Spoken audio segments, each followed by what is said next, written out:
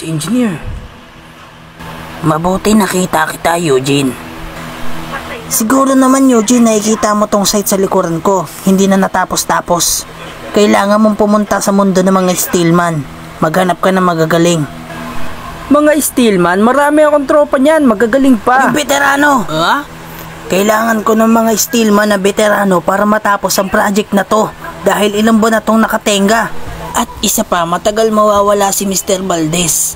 Wala nga halili dito sa site dahil si Foreman nagpapagaling pa ngayon sa ospital. Nakita ko ang paglalaban ni kontraktor at ni foreman. Ha? Nagtalo silang dalawa dahil sa mga scrap. Pero kilala ko talaga kung sino ang taong kumuha nandun. Ang ibig mo bang sabihin ay hindi si kontraktor at foreman ang kumuha talaga? Si Alfred.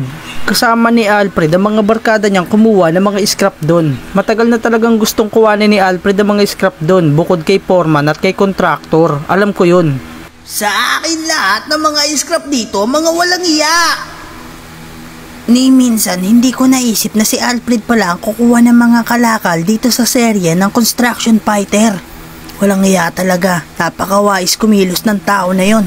Pero dahil sa Eugene, nalaman ko na. Maliit na bagay. Si Vincent ang nagsabi sa akin.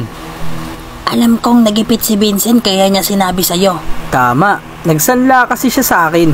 Pinapatungan ko sa kanya ng 500 para tubusin niya agad. Sige engineer, dito na ako.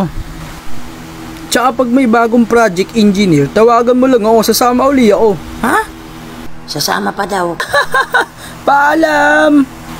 Sige, kung ganon, hindi natin bibitawan si Eugene. Hataw yan maghalo por, lalo pag nakalimang cobra. Talaga? Mabuti pa sila Eugene, engineer, kukunin mo sa susunod na project. Samantalang ang kanang kamay mo, hindi mo kukunin, napaawalang iya. Di ba kapipirma mo lang ng kontrata? Oo nga pala.